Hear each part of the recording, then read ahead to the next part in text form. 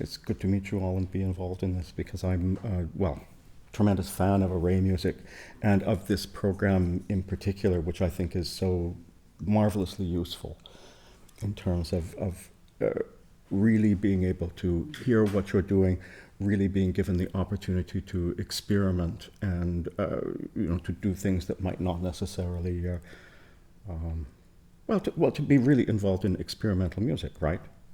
To be able to try things that you've never done, to be able to hear things that you've, to hear things and find a way of either getting the musicians to do it, or if you can get the musicians to do it, the ability to learn how to write it down, right? Because after all, that's what composing is to a large degree, is that your imagination is somehow here and your ability to write it down is somehow here, and that through life you gradually get the technique to be able to write down everything that you want to do. So I'll play the piece for you and then talk more about the technical aspects of it. I suppose the most important thing to know is that with very few exceptions, every single double stop is on the upper two strings and the lower two strings and the upper two strings and the lower two strings, every single one of them up bow, in such a way that the double bass begins to resonate like a gong and nothing is ever stopped, right? So if you were to play, for example, a double stop on the lower two strings and then on the middle two strings, the ringing of the third string would have to stop, right? It would be choked. So in that way, the double bass becomes like a kind of gong, and the piece is resonating all the time. I'll play it for you.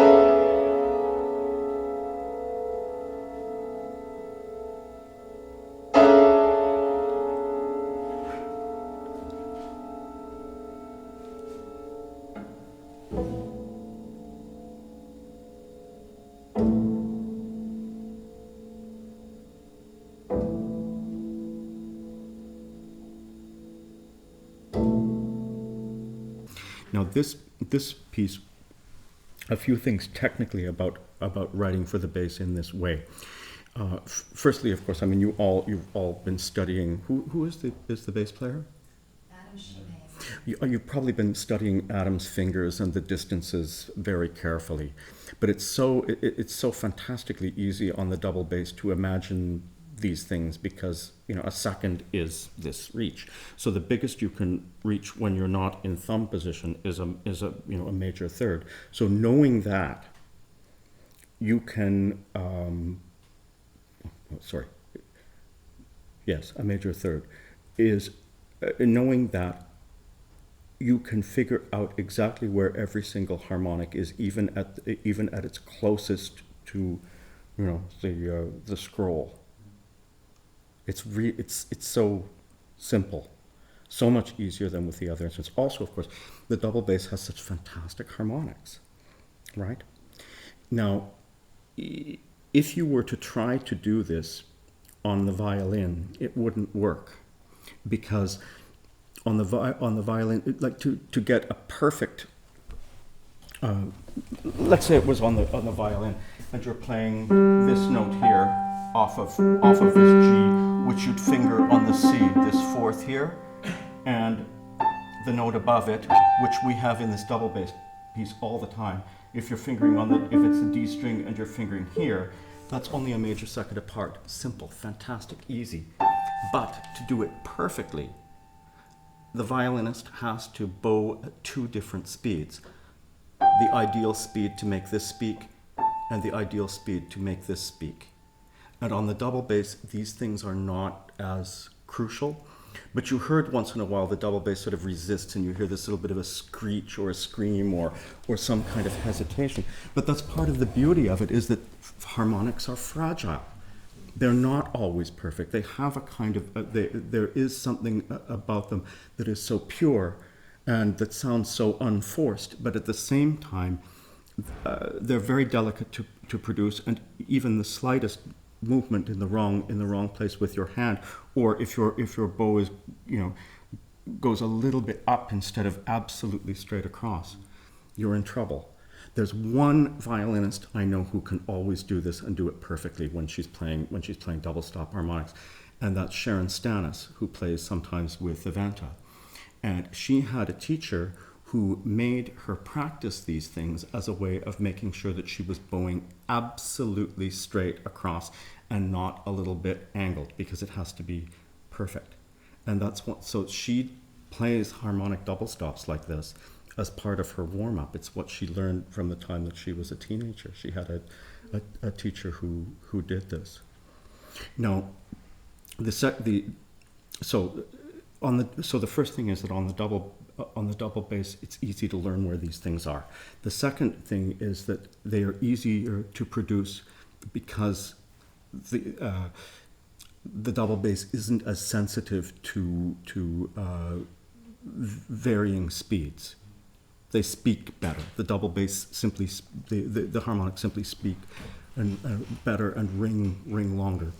The third thing is, and this is something that it was astonishing when I was working with Roberto, who used to be the bass player with Array.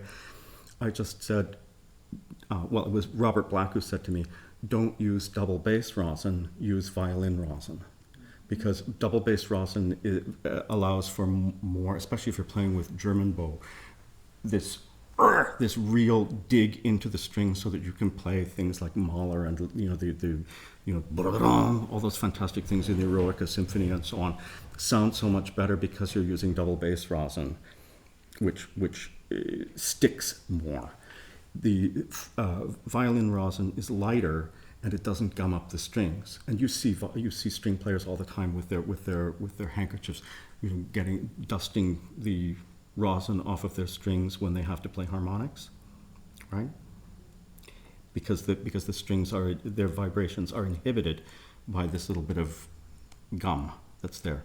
So you have to use these lighter things. So if you ever decide to do a piece in which harmonics play a big part for the double bass, tell them to use violin rosin instead of double bass rosin, and all of a sudden the piece becomes easier to play. The best way of getting a beautiful pizzicato if it's not a harmonic, I can tell you this, I don't know what the best way to get a beautiful harmonic, but the best way to get a pizzicato that when it's not a harmonic, and it's usually the people who have had really old-fashioned Russian teachers all know how to do this. What you do is you finger wherever the pizzicato is, and then you pluck. You just caress your finger just the slightest bit, and then you pluck exactly halfway between. And the pizzicato rings, and it sounds like $1,000,000.